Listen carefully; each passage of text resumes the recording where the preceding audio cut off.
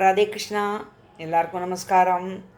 இன்றைக்கி நம்ம பண்ண போகிறது டீ டைமில் வந்து கார பொரி.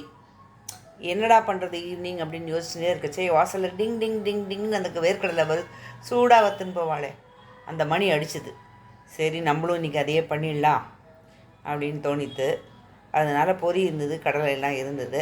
இதுக்கு தேவையான பொருள் வந்து எங்கிட்ட இந்த பொரியே எடுத்துட்டுருக்கேன்.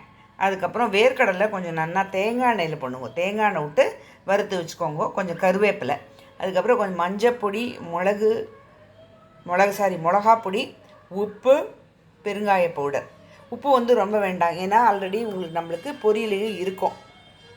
சத்தம் கேட்குறதா?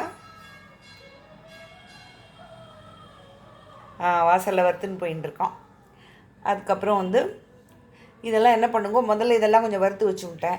அதுக்கப்புறம் ஒரு பாத்திரத்தில் எண்ணெய் விட்டு வச்சுருந்துருக்கேன். ஒரு குக்கர் பாத்திரத்தில் தேங்காய் எண்ணெய் போடுங்க. இதுக்கு தேங்காய் எண்ணெய் தான் நல்லாயிருக்கும். இந்த நம்ம இது பண்ண பொடி எல்லாத்தையும் போட்டுட்டு அடுப்பை ஆஃப் பண்ணிவிடுங்கோ. அடுப்பை ஆஃப் பண்ணிவிட்டு அதுக்கப்புறமா நம்ம எடுத்து வச்சுருக்கோம் இல்லையா, இந்த பொரியெல்லாம் அதில் போட்டுருங்க.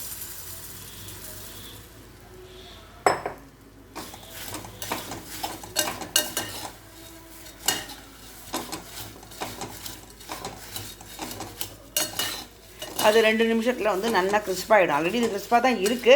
அப்படி உங்களுக்கு கொஞ்சம் இதுவாக இல்லை அப்படின்னா கூட இந்த எண்ணெயில் போட்டோடனே இதுவாகிடும்.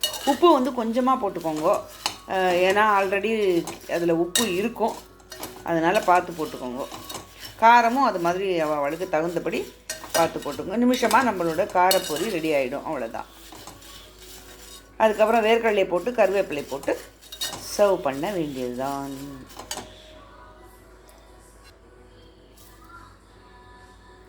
நம்ம எடுத்து வச்சுருக்கிற வேர்க்கடலை,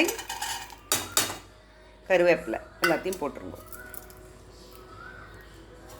அவ்வளோதான் நம்மளோட சுவையான ரெடி.